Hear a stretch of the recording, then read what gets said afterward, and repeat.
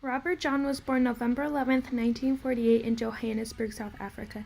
He is known in the industry for his innovations in multi-track recordings and for being a quintessential rock producer. Not only that, but he's also known as Mutt Lange. In the course of his work in the music industry, he has earned himself 5 Grammys. His rise to fame started when he worked on a few blockbuster albums. Some of those albums were by a few small bands that you may have heard of. They go by AC/DC, Def Leppard, Foreigner, and that's just only to name a few. His first record he produced was for Graham Parker's Heat Treatment in 1976. He worked on the self-titled City Boy album along with the many other collaborations he did with the group. After Mutt Lange worked on the AC/DC album Highway to Hell, he reunited with the Australian rock group to work on Back in Black. After the Back in Black album, he worked on Foreigner's smash hit 4. Mutt Lange's amazing work on 4 earned him a Grammy nomination as Producer of the Year. He was a part of the creation of Def Leppard's High and Dry as part of the first collaboration that he had with the English rock group. He continued this relationship until Def Leppard's 1983 album Pyromania. As a side note, Pyromania is what caused Def Leppard to blow up here in the States. Mutt Lange also had the ability to co-write Def Leppard's Rock of Ages album and Photograph.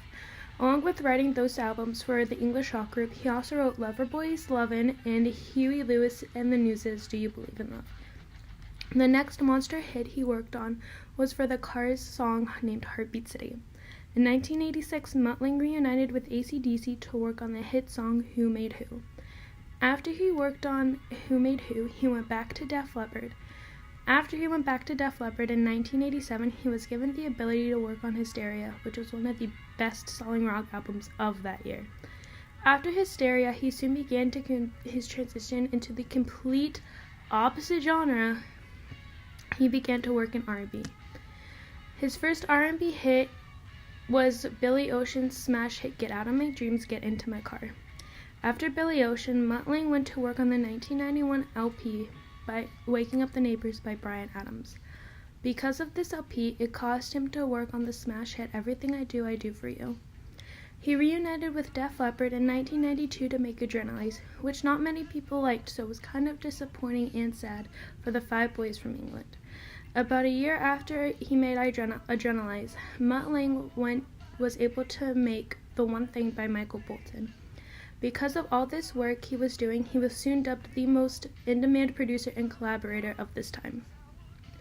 In 1993, Mutt Lange was able to collaborate with probably the biggest country star of that year. That was Shania Twain. 2 years after working together, the two tied the knot. I think a huge turning point in his career was when he worked with the late 90s and the huge 90s boy band Backstreet Boys. The Backstreet Boys had the ability to have their Millennium album produced by Mutt Lange. During 1995, he also had the opportunity to work on Celine Dion's All the Way, a decade of song. Mutt Lange was able to contribute to the international version of Britney Spears' Oops, I Did It Again. A few years later, in 2001, he was able to co-write Chorus in the Blue along with Breathless. Despite being married, Shania Twain and Mutt Lange reunited in the workplace to make her album Up. Around 5 years later, he worked with Maroon 5 and Nickelback to create an album for each band. He worked on Nickelback's Dark Horse and Maroon 5's Hands All Over. So, as you can see, he did a lot of work, and he's still doing a lot of work. So, all I can say is, good job, Mutt. Keep going.